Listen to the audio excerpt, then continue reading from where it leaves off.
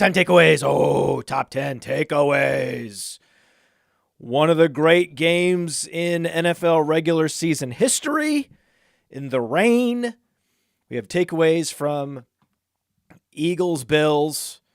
And fun story, my daughter, her gym class is super predicated on what happens with the Bills. There's a bunch of Bills fans in her class for some reason, which is great. I mean, the Bills have not won a championship in ever. And so if you're going to root for a team, make it the underdog Bills. Oh, yeah. So our whole class is somehow rooting for the Bills, but it's particular to the gym class. So in gym, if the Bills win, they don't have to run laps to start gym class on Mondays or Tuesdays if it's a Monday night game. And if they lose, they have to run extra laps. So extra laps for Vivian Kelly today. Oh, yes. Oh, yes. She's got extra laps because of Jalen Hurts. Jalen Hurts and his 40 fantasy points. Incredible. But I want to talk first about DeVonta Smith. DeVonta Smith is exactly what we thought he was. And I remember the debate. It was the end of the second round.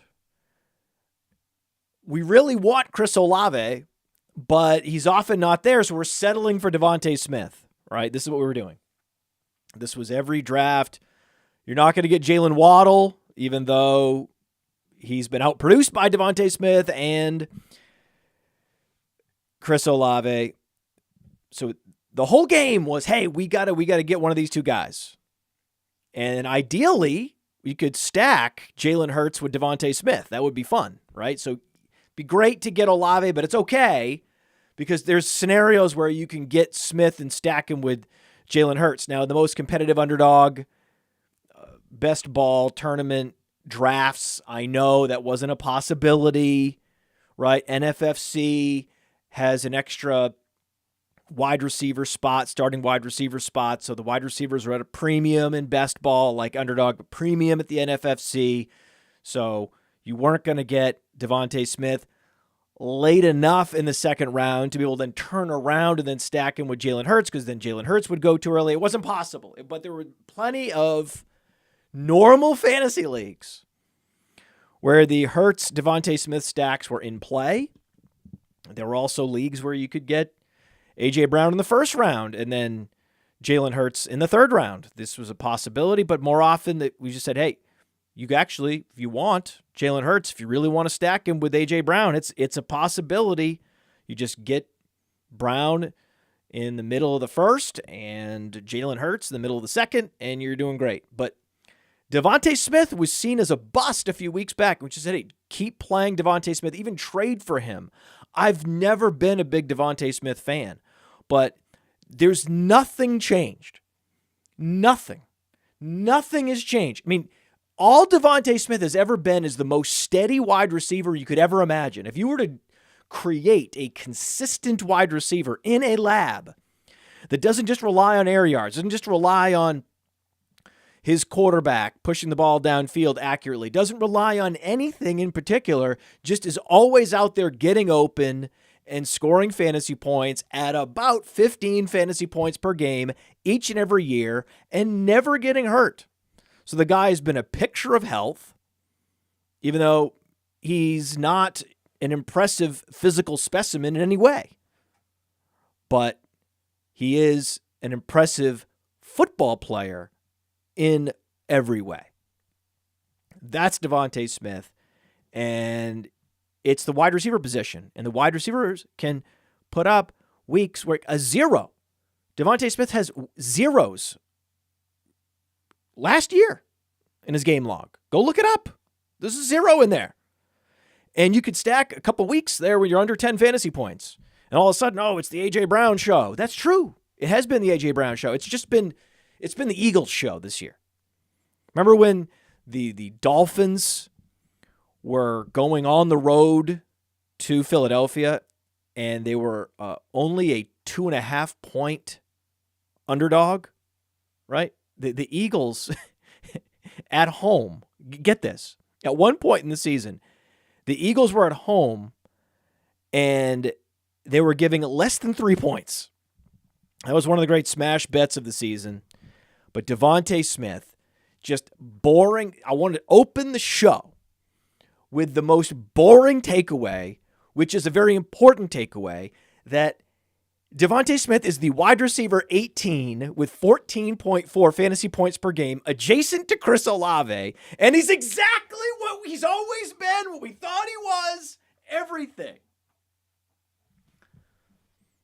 I very much enjoy getting behind these kinds of players that I've never been able to be bullish enough on a DeVonta Smith to get any significant amount, except this year. And I was like, I guess people are not that impressed with DeVonta Smith. He's getting a little boring, right? He doesn't have the sizzle, doesn't have the sizzle reel of a Chris Olave, of a Garrett Wilson, so you can get him at the end of the second round. These guys are going a little bit earlier. That's okay. That's okay. I want Olave. Happy to get Smith. And the strategy was always, pound wide receiver early, so that if you're at the end of the second round, it was always DeVonta Smith. And so now, for the first time, I'm overloaded on DeVonta Smith, and he's a bust. Oh, he's underwhelming. Oh, what's wrong with... Remember there were what's wrong with DeVonta Smith videos. And the answer was he's a wide receiver, and they fluctuate week to week. But season to season, a straight line. A straight line. The most consistent straight line performance year to year you're ever going to get is what you're getting from DeVonta Smith. But within that season, you're getting 15 fantasy points a game. But week to week, it looks like this. So it's this each week, and then it's this.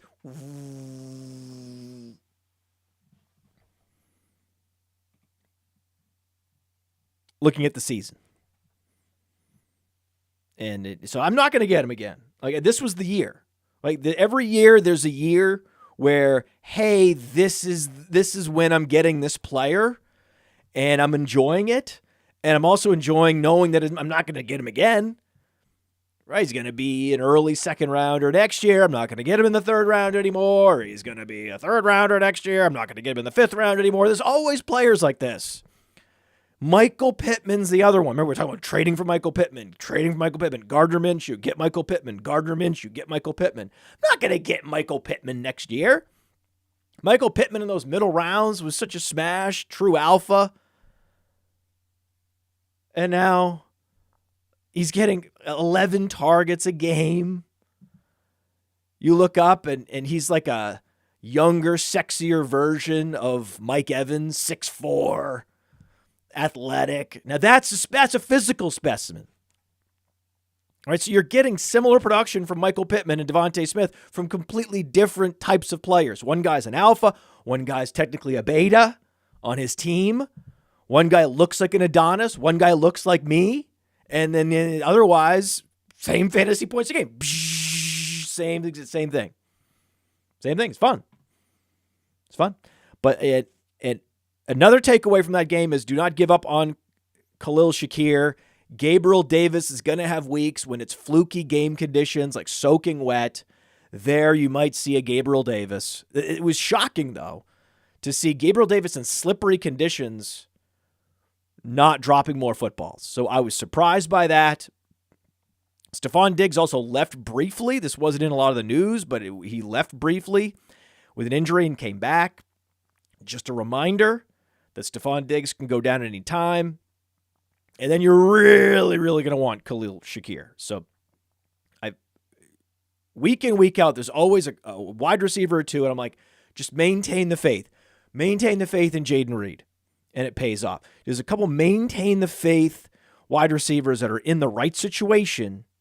They're in the right role. They're running the routes in 3 receiver sets, have the speed, have everything you want, the playmaking ability, the college dominance on their resume, some boom performances this year, everything you're looking for. Stay focused, right? You're going to keep those players. You're going to drop players like Jerry Jeudy, who's a complete zero. What did he put up, 14 yards this week? Just grief. So, yeah, I'm excited to see where DeVonta Smith's ADP is going to be on Underdog next year. Play some Underdog, get more Eagles stacks with Jalen Hurts, Brown, and Smith. I'm already thinking about it. I'm already thinking about how is it going to be possible. You'd have to probably get now A.J. Brown at the beginning of the first round and then Jalen Hurts at the end of the second round, right? Later in the second round for Hurts. And then maybe possibly double stack with DeVonta Smith in the very early third round, but that's not going to happen anymore. We're just getting, this is what the problem is. Now DeVonta Smith is spoiling our ability to get him in the early third round. So I was happy about DeVonta. Now I'm mad again. So I was thinking on Underdog next year, oh my God, in Best Ball Mania, oh my God, you could go Brown, Hurts, Smith. That's not going to happen. Speaking of Underdog, let's talk about him. It has been 2 years since Josh Larkey paved the way for fantasy gamers to start expecting positive returns from pick'em games, specifically Underdog pick'ems. And how do you do it? Well, you look at the slate and you find a great shootout or a sneaky shootout. You also look for a shit show game. 3, 4, 5, 6 guys in one game. That's right. You can do it. You can do it.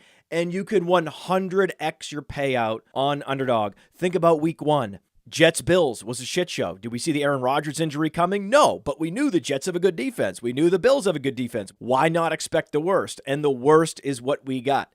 So if you had gone Dalvin Cook less than, Garrett Wilson less than, Aaron Rodgers less than, Josh Allen less than, Gabriel Davis less than, boom, boom, boom, boom, boom, boom, boom, you can go 6 for 6. Same thing in week 2. Oh, week 2. Oh, sneaky shootout there in Philadelphia. Minnesota's going to be in comeback mode, so we'll go Cousins, Jefferson, Hawkinson, more than, Madison, less than, but also Swift, more than.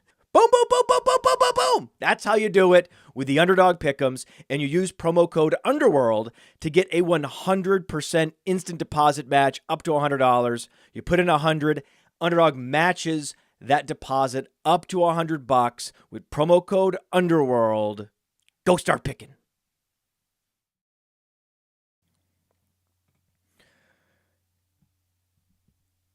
Bills, Eagles, game of the year, or one of the games of the year, one of the great games in regular season history.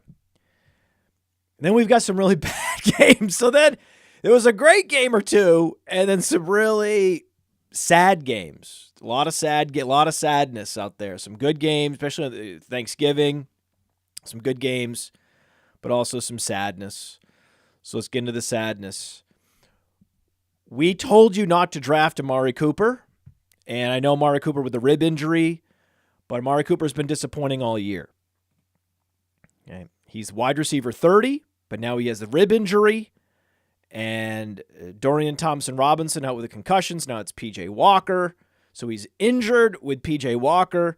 He is wide receiver 30, but there's not that big of a gap between wide receiver 30 and wide receiver 40. Amari Cooper is about to be wide receiver 40.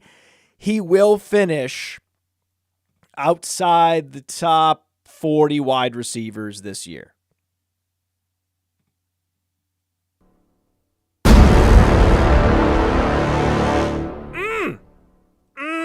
Oh, I hate being right on this. I hate it. I love it. I love being right. This is great. I was wrong about Jordan Love, though. Jordan Love is definitively better than Kenny Pickett. So that to have Pickett over Love was wrong. That was a wrong projection by the Podfather. Jordan Love had not dead yet. Jordan Love went 3 touchdowns, no interceptions. But anyone that listens to this show knows what I'm really mad about. The 40 rushing yards on just a handful of carries. Meanwhile, Kenny Pickett, 5 carries, 5 rushing yards. So Kenny Pickett, 35 less rushing yards. Very similar throwing line, right? Kenny Pickett had some drops. Deontay Johnson, oh, God. But, I mean, Yes, Diontae Johnson doing himself no favors, either dropping passes or getting injured. But when the target distribution is unconsolidated, meaning we've got a quality tight end, we've got a quality pass catcher out of the backfield in Jaylen Warren, we've got at least 2 quality wide receivers, one proper alpha in George Pickens, one super slot flanker prototype in Diontae Johnson when he's not dropping passes and he's not injured. And then you've got the field stretcher, the classic field stretcher in Calvin Austin. So the nice thing in real football is you have the perfect configuration of talent set up, right? You've got all the right guys in the right places. The field stretcher, the slot guy, the alpha, everything, right? Tight end down the seam. Jaylen Warren on the wheel route. I mean, who knows where the ball's going? It's crazy. The problem is when your quarterback is as bad as Kenny Pickett, it's worst case scenario for Pickens and Johnson because you have an unconsolidated target distribution with a bad quarterback. The only way it works with a bad quarterback is if that quarterback is locking in solely on that one wide receiver, whether it be DeAndre Hopkins in Tennessee, whether it be Garrett Wilson's the best example in New York. Garrett Wilson is back on the Tom Savage corollary. Remember, he broke it was actually not anything to do with Garrett Wilson. It was really Tim Boyle breaking the Tom Savage corollary, we thought, right, for a week. That was the takeaway last week. If Garrett Wilson's going to go for 0 fantasy points, then Tim Boyle has officially broken the Tom Savage corollary. Well, Tom Savage is back in New York because Garrett Wilson is that good. So as excited as I am to draft DeVonta Smith next year, I'm even more excited to draft Garrett Wilson. It's only going to get better, right? It's only going to get better. But you can already write the articles. They write themselves. All these offseason hype pieces around Garrett Wilson and getting the quarterback upgrade. You can all see it coming. But Pickens and Johnson and Freiermuth, they need fewer quality receivers in their passing game or a quarterback upgrade because the way it is now, it's just pain. It's just the pain of Pickens and Johnson in this unconsolidated passing game, just the pain of Kenny Pickett. I mean, it's just he and Jordan Love had the same passing numbers, the same efficiency, except, right? The same attempts, the same everything, rush attempts, pass attempts, everything. The opportunity for fantasy points was the exact same, except Love got you the 3 touchdowns, Pickett, no touchdowns. Love rushed for the 40 yards, Pickett 5 yards. Love has stolen Kenny Pickett's soul. Everything we thought we were getting from Kenny Pickett this year is what Jordan Love is giving us. It's so painful. It is so painful, right? Now, the ultimate consolidated target distribution is in Detroit, where Amon-Ra is the only receiver of any consequence, the only wide receiver, right? But then the other receivers are not wide receivers. It's Jahmyr Gibbs, and he's getting 8 targets in a game. And then you have Sam Laporta. There's a reason why he's the tight end 1 in Dynasty. 8 targets a game for Sam Laporta. 8 targets a game for Jahmyr Gibbs. This is what we want. This is what we all should be rooting for. Is up-tempo, high-volume pass attack with 1 wide receiver and 1 wide receiver only, and that guy is super efficient. That guy's going 10 for 12 every week. Amon-Ra St. Brown, we talked about drafting him as the 3rd player off the board, especially in these best ball leagues or these leagues that put a premium on the wide receiver position, that start 3 wide receivers, for example, NFFC. We talked about, hey, you could just draft Amon-Ra St. Brown at either the 3 spot or the 4 spot, most likely, because you have Jefferson, McCaffrey, Chase, and then the very next guy, the wide receiver 3 on my board, was Amon-Ra St. Brown. And where is he right now? When you look at the rankings, fantasy points per game, Amon-Ra St. Brown, wide receiver 3. Tied with CeeDee Lamb.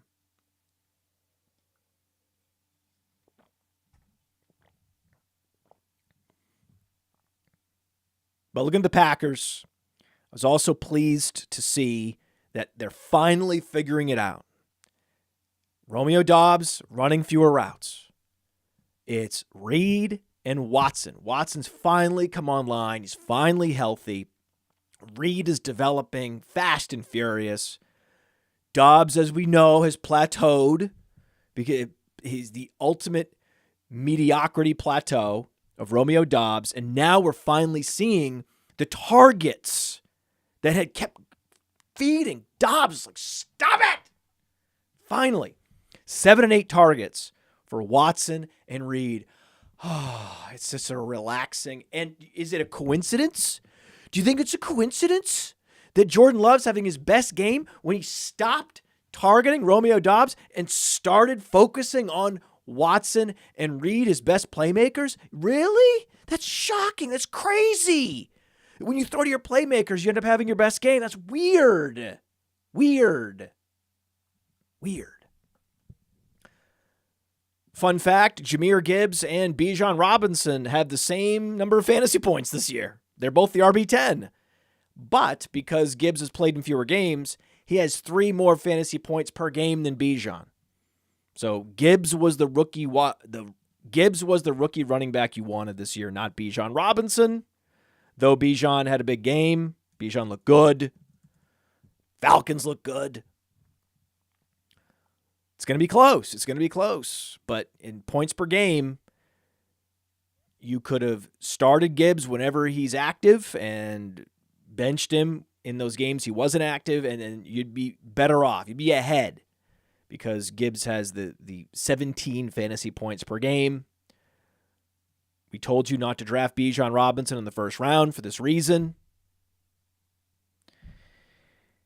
I thought DeAndre Swift in the 6th round was a great pick.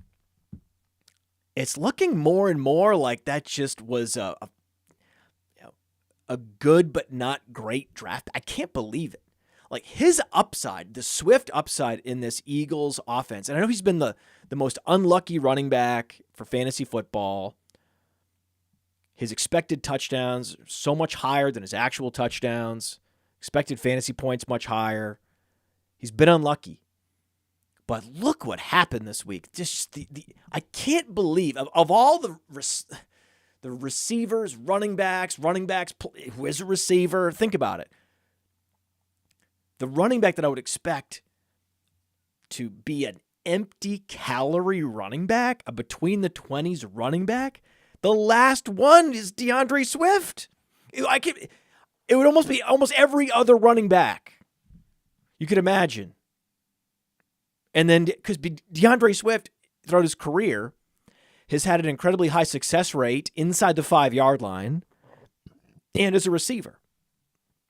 So the last thing I expected was him to put up 80 rushing yards and have no catches and no touchdowns. Like, what is this? This is a crazy. I don't understand this. He's Tyler Algier. This is terrible. I said it on the waiver wire show last week. Watch for Kenny Gainwell getting dropped. Oh, well, Boston Scott had more touches. Meanwhile, Kenneth Gainwell this week, 3 targets, Swift only 1. So, I mean, I keep coming back to that game because that was such a fun game. I'm like, we got to move on to other games. Then I'm like, well, let's talk about Swift. Just between the 20s, empty calorie running back. I didn't see it. So we started off at the beginning of the season thinking, okay, the best 0 RB back in the middle rounds, Raheem Mostert's a late round guy, had to be DeAndre Swift. And then we're looking up now going, well, I guess it's Rachaad White. Rachaad White has 13 plus fantasy points every week since week 6. So we're now going on 2 months of Rachaad White always giving us 13 plus fantasy points. And here's the best part. This past week, he did it with yards, 100 yards. This was new, right? The trait that we love about true bell cow backs for fantasy football is that they will get you fantasy points. They'll deliver 12 plus fantasy points in multiple ways. Travis Etienne does this. Christian McCaffrey does this. Precious few running backs do this. Rachaad White is now in that club where he might give it to you with rushing yards. He might give it to you with receptions. He might give it to you with touchdowns. But he's always going to find a way to get you that 12 plus fantasy points. That's what Etienne did this week. What did Etienne do? His floor, 12 fantasy points.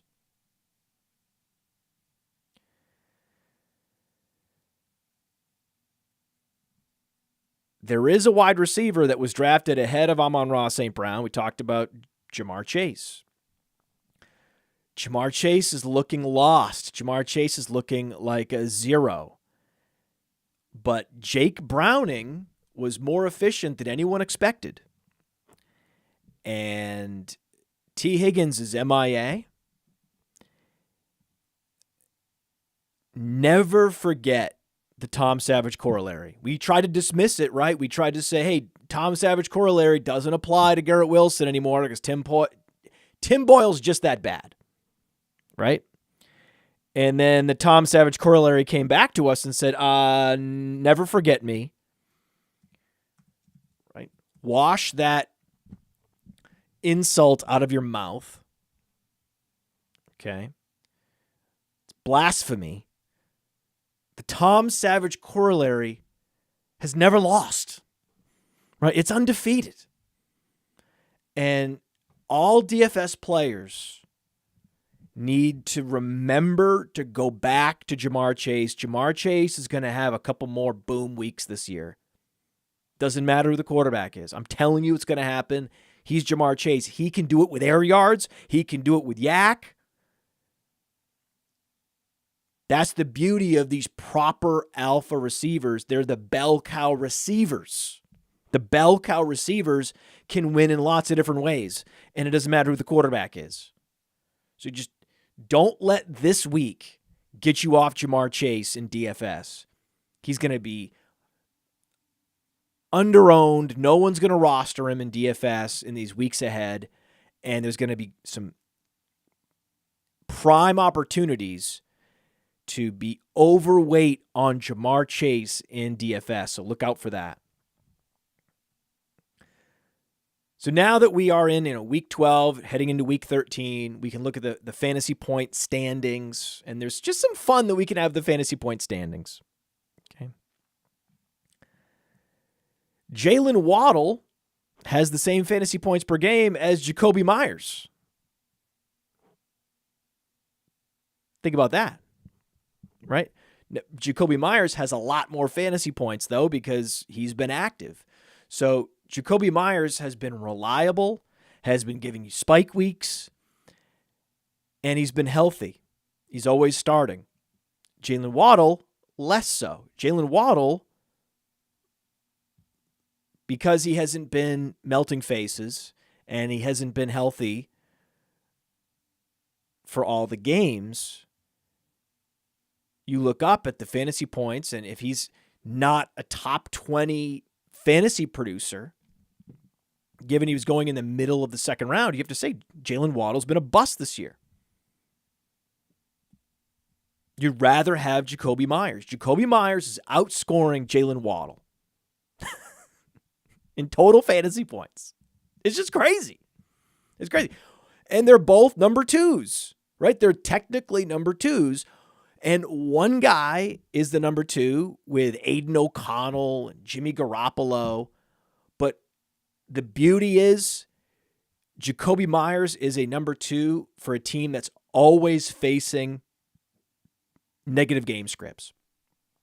Like if you're not into Josh Jacobs this year because you're worried that the Raiders are going to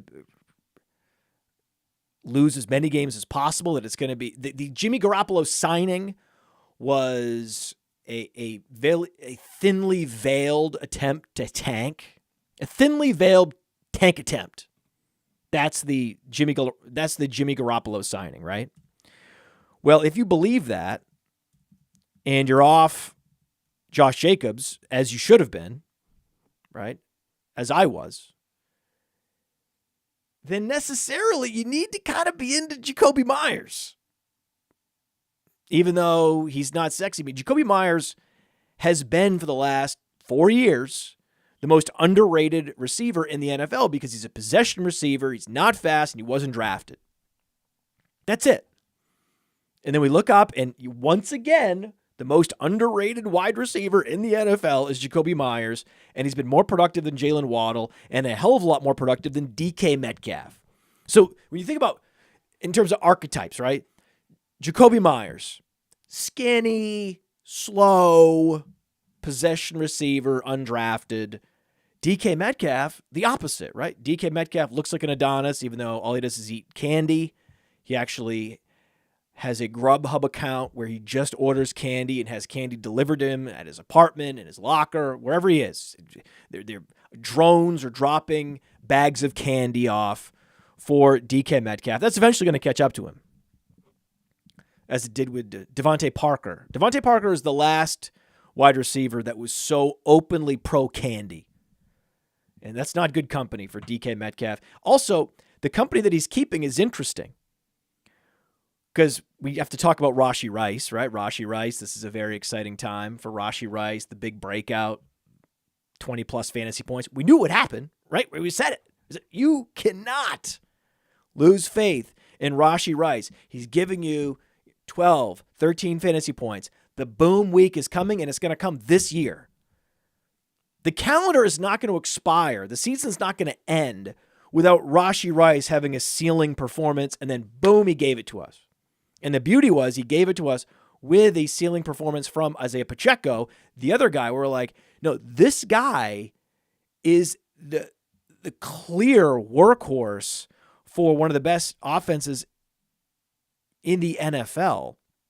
You have to keep starting him through the variance. And then boom. Right? Because we've had some complaints. Oh, you guys have Pacheco too high in your dynasty rankings. They could easily draft a running back early next year. And we're like, well, maybe, but as of right now, that's highly unlikely given how good Pacheco has been, and given his role, there really is no incentive for the Chiefs to go running back early next year, especially after they were already burned so badly by Clyde Edwards-Helaire, who's still on the roster. So I appreciate so many of those that use player profile, and our dynasty rankings are just so dialed. I've never seen them this dialed at this point in the season. They're amazing. I just, like, every time I go down through, I'm like, oh, that's right. Oh, that's interesting. That's fascinating. Oh, but that's correct. Oh, yes. Pacheco, I'm like, yeah, I know. We're pretty high on Pacheco, everybody. You got to deal with it. And then, bam, right? Very cool to see. You can't simply discount a player because he doesn't have the draft capital and you're just expecting the team to move on, but there's no underlying inefficiency. There's no fumbles. There's nothing. There's no coach speak. It's all positive with Pacheco, just like it was all positive with the undrafted Austin Eckler at one point. So just enjoy a young running back on the Chiefs. How about that? Is that hard? He's young, explosive, and he's on the Chiefs. He's a Chief. Enjoy it. Rashee Rice, enjoy it. Look at the fantasy point standings. It's Jaden Reed, wide receiver 33. DK Metcalf, wide receiver 34. Rashee Rice, wide receiver 35. I mean, I love this Rice-Reed-Metcalf sandwich. We have two of our favorite rookie receivers, and between them is a bust veteran. Brutal. Just brutal. I'm not blaming the Skittles, okay? I'm not blaming the Starburst. Actually, it could be if I had to guess, I think DK Metcalf loves those new nerds, the new gummy nerds, the nerds that are covering the gummy. Those are really good, by the way. They're just great. It's a creative idea, new innovation in gummy candy. I would think that that's something that DK Metcalf would appreciate. I appreciate Kyren Williams. Kyren Williams is doing amazing things. He was 6 for 6 in the passing game, 2 touchdowns as a receiver. He's so good as a receiver that it's preventing Cooper Kupp and Puka Nacua from producing. Puka Nacua, another dud performance. Don't look now. Kyren Williams is not fast. Kyren Williams doesn't have the draft capital. The NFL did not think Kyren Williams was going to be a playmaker. I didn't think he was. And here we are. He is. Right? He's essentially slow Eckler. Right? We keep comparing everyone to Eckler. He's a lot closer to Eckler in terms of play style than Isaiah Pacheco is. But you need to get over it. Like, they're going to stick with Kyren Williams. Just like the Chiefs are going to stick with Isaiah Pacheco. Just enjoy it.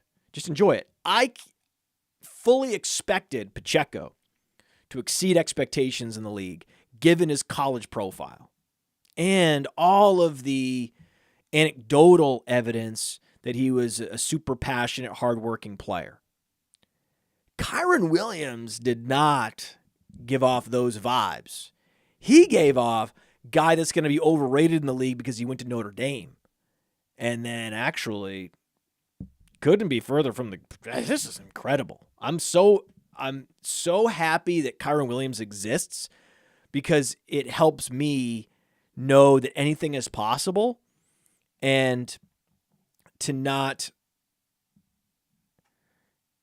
just rest on my reflex prospect evaluations. Because in fairness, those reflex prospect evaluations are typically amazing, incredibly accurate, super insightful, way ahead of their time, top of the industry. But the Kyren Williams happen, and they keep me humble. They keep me working hard. They keep me grinding. Seeing Kyren Williams doing what he's doing makes me question everything, and I know that Kyren Williams is essentially going to generate hundreds of hours of research by the Podfather in 2024. Marquise Brown, finally, right? Finally, more to come from Marquise Brown. Touchdowns are coming. Good process acquiring Marquise Brown, and you're starting to see why. Denver, another big win for Denver. You love seeing Russell Wilson embracing the crowd. Everyone's coming around for Russell Wilson. My takeaway is slow down. Slow down, slow down on the Russell Wilson is back. He's giving you less than 200 yards. They beat the Vikings without Kirk Cousins, and they beat the Browns without Deshaun Watson. Slow down. Look at their schedule. Denver faces the Texans in Houston. Then they go to the Chargers in Los Angeles, and then they go to the Lions in Detroit. 3 straight road games against 3 great offenses and 2 really good teams and the Chargers. I mean, if there's a coach that needs to be fired, it's not Frank Reich in Carolina. It's everyone on the Chargers. I mean, what are they? 3-7, 3-8. I mean, what is their record? I can't believe. Let's look at their record. I don't have their record in front of me. I bet it's bad. What is it? Yeah, 4-7. Ew. Ew. Chargers. Ew. Chargers. Ew. On the other hand, you look at the Saints' schedule, and specifically Alvin Kamara. Alvin Kamara is about to go nuclear. Alvin Kamara in DFS. Alvin Kamara, if your trade deadline has not yet happened, though it probably has. The Saints face Detroit, Carolina, and the Giants. So you love him against Detroit because you know it's going to be a shootout. And then you also like him against Carolina and the Giants because you know they're going to run the ball. And they were giving Kamara a carry rate that he's never seen in his career. 15 carries. Taysom Hill had 7 carries. Jamal Williams is back, and he only had 2 carries.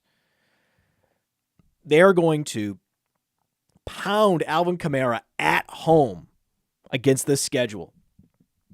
He's going to go nuclear. He's going to outscore Demario Douglas.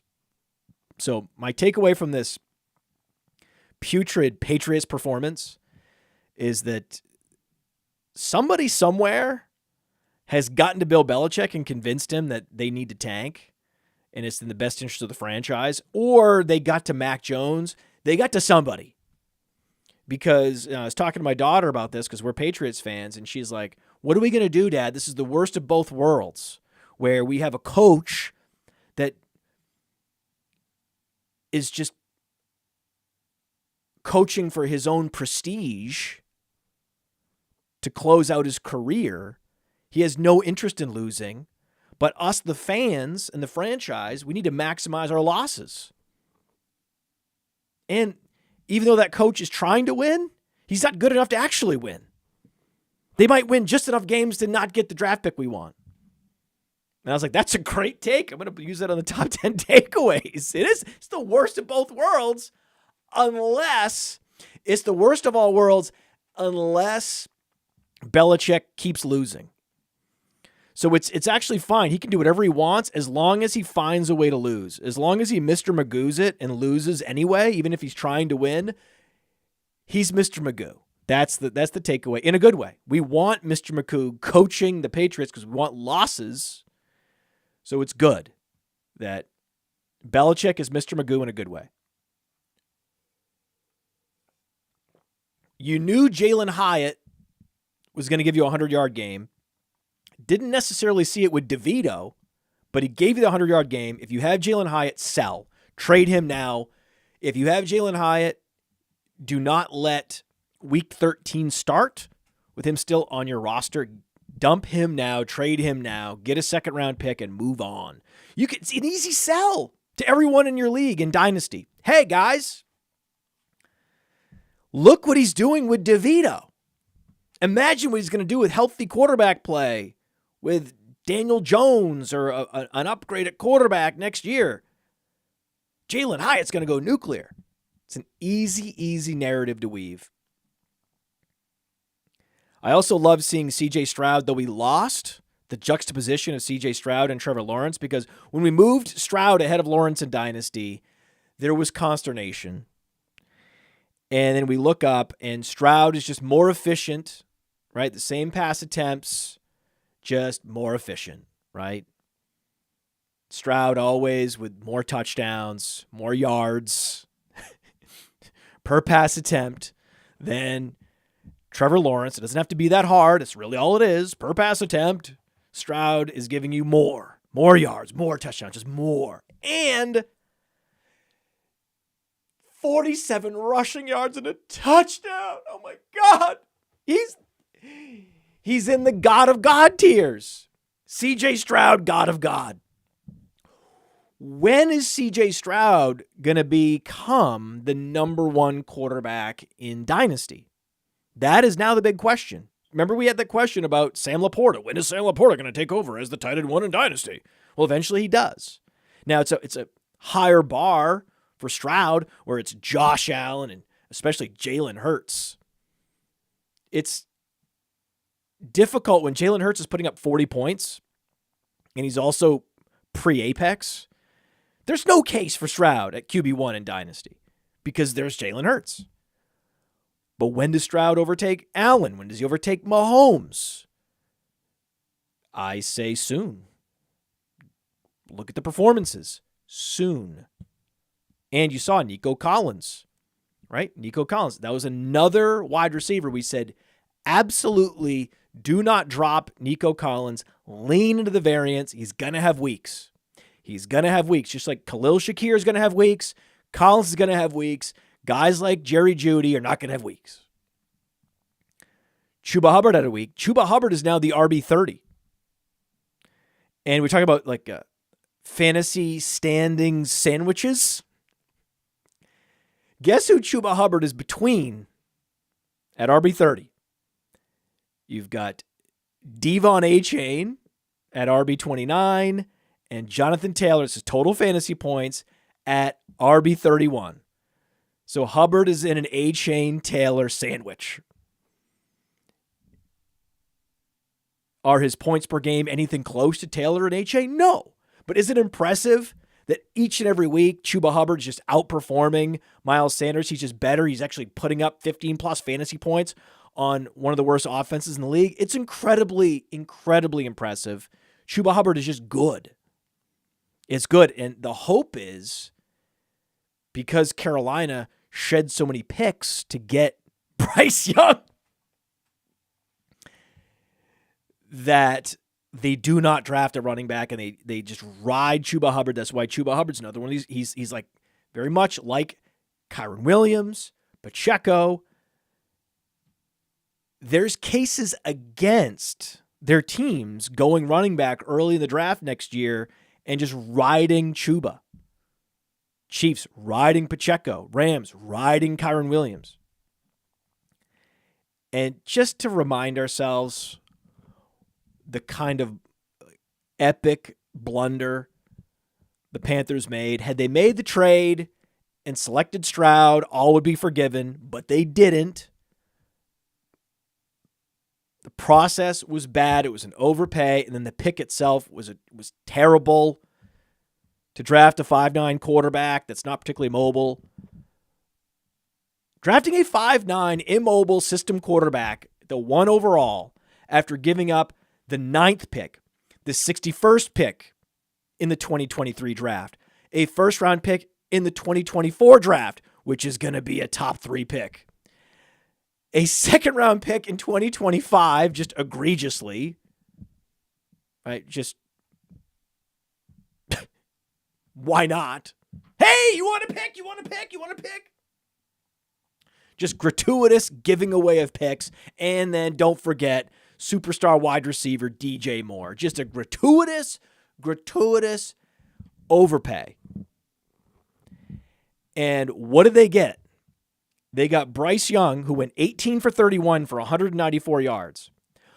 What they could have done is drafted a quarterback with the first pick in the second round. See, that's the thing. The guy that went at the beginning of the second round, he went 18 for 28 as well. He had put up 185 yards, so the exact same rate statistics as Bryce Young this past week. Levis and Young faced off in what was another just worst of all worlds games on the slate. They both put up exactly 7 fantasy points. They were the same player on Sunday. Levis and Young were the same player. All is very similar, with the one exception that Carolina gave up all those picks in DJ Moore for the guy they could have had by trading back. No, yes, you want the first pick, Carolina. You should have, yes, you should go after the first. You need to draft a quarterback with the first pick, Carolina. That was smart. The first pick in the second round.